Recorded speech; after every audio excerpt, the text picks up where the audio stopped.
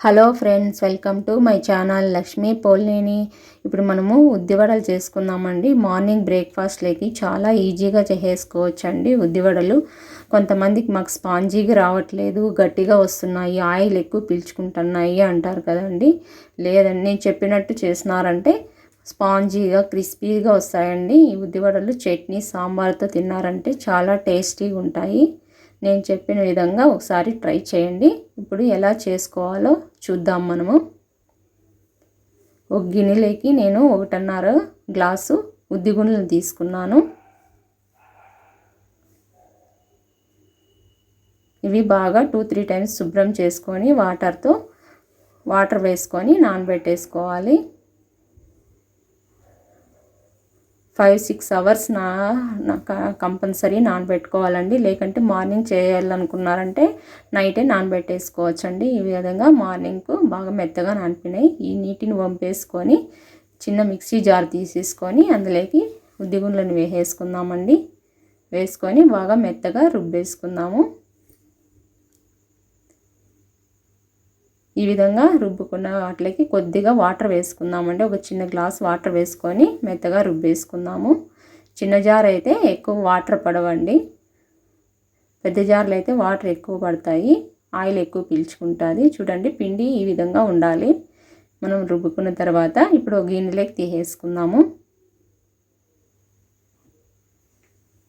అదేవిధంగా మిక్సీ జార్లోకి 1 ఇంచు అల్లం ముక్క, 5 పచ్చిమిర్చీలు, 1 టేబుల్ స్పూను ఉప్పు వేసేసుకుందాము. అలాగే ఉద్దిగుండ్లు కూడా కొన్ని వేసేసుకొని మెత్తగా గ్రైండ్ చేసేసుకుందాము. ఈ విధంగా మెత్తగా గ్రైండ్ చేసుకున్న పిండిని మనము ఉద్దిపిండిలోకి వేసేసుకొని ముందుగా మనము గ్రైండ్ చేసుకున్న ఉద్దిపిండిలోకి వేసేసుకుందాము. అలాగే 1/2 టేబుల్ స్పూను మిరియాల పౌడర్ కూడా వేసేసుకుందామండి. ఈ ప్లేస్లో మనం మిరియాలు కూడా తీసుకోవచ్చు. మిరియాలు వేసుకున్నాం అనుకోండి, పిల్లలు అన్నీ తీసి పక్కన పెడతారు. ఈ విధంగా పౌడర్ వేసుకున్నాం అనుకోండి, అట్లే తినేస్తారు. ఈ విధంగా అంతా మిక్స్ చేసేసుకొని ఒక 10 మినిట్స్ మూత పెట్టేసుకొని పక్కన పెట్టేసుకుందాము.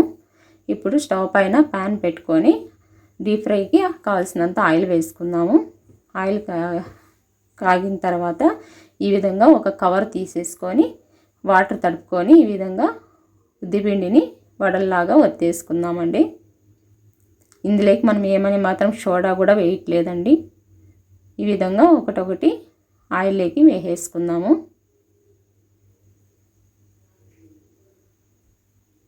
చూడండి ఎంత బాగా పొంగినాయో వడలు. ఇప్పుడు ఇంకో సైడ్ కూడా తిప్పేసుకుందాము. ఈ విధంగా 2 సైడ్స్ బాగా ఎర్రగా కాల్చుకోవాలి వడలు.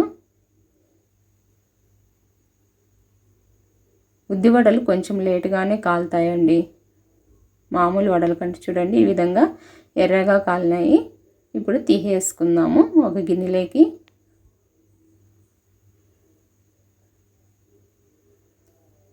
అంతే అండి, ఎంతో ఈజీగా ఉద్ది వడలను ఈ విధంగా చేసేసుకున్నారంటే క్రిస్పీగా స్పాంజీగా వస్తాయి. మీరు కూడా ఒకసారి ట్రై చేయండి. పల్లీల చట్నీతో సాంబార్తో తిన్నారంటే చాలా టేస్టీగా ఉంటుంది. ఒకసారి ట్రై చేసి ఎలా వచ్చాయో నాకు కామెంట్ చేసి చెప్పండి. నా ఛానల్ కనుక మొదటిసారి చూస్తుంటే సబ్స్క్రైబ్ చేయండి, షేర్ చేయండి, లైక్ చేయండి.